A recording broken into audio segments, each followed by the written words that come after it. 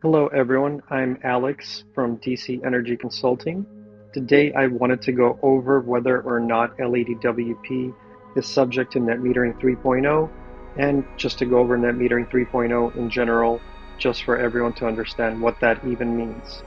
I just came out of a consult with a homeowner who is now going to go forward with solar, but he was pressured by another consultant into him saying that LADWP also has net metering 3.0, which is absolutely not the case, telling my client that he absolutely needs batteries, otherwise his solar is useless. What is net energy metering? Net energy metering refers to your new meter that is basically a digital meter that has been placed on your electrical panel.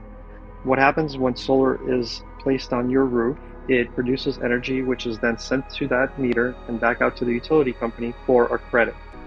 The current credit in LADWP is a penny for penny credit, meaning if the electricity costs you 20 cents and you send out 20 cents of credit, you are going to get 20 cents of credit in return to cover your nighttime use.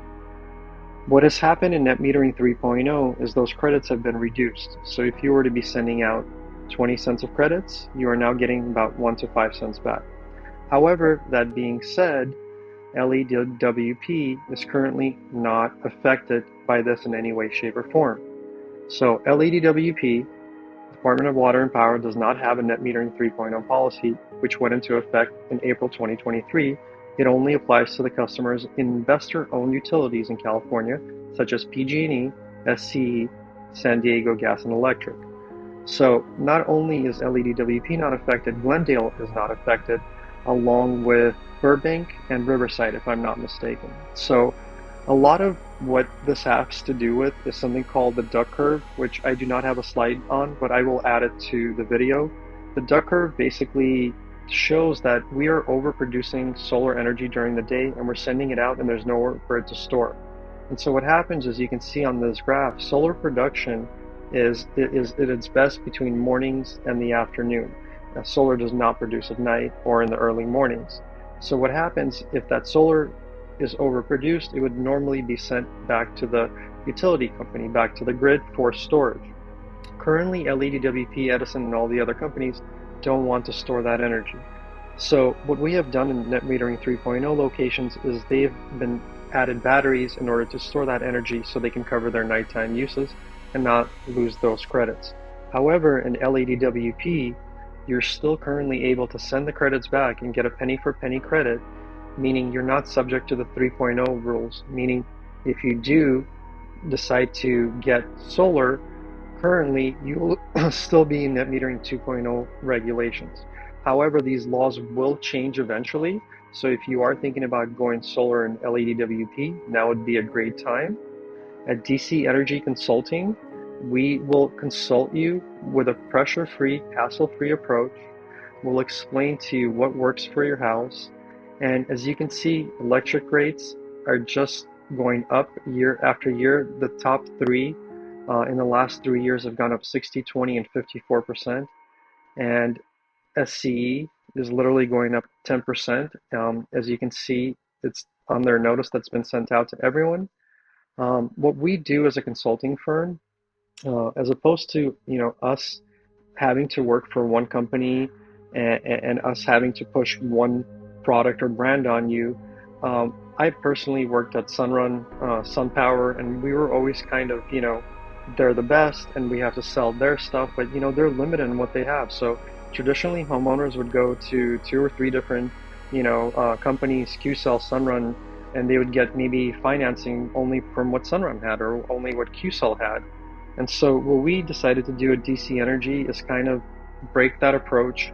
We know currently who the top installers are, who's the best financing on the market, and who we want to work with. And we've chosen, companies like Sunrun, ESP, who's a local California installer, and QCells to work with, because we believe it's easier. But by us doing this, we're able to check different financing options and cut out the middleman.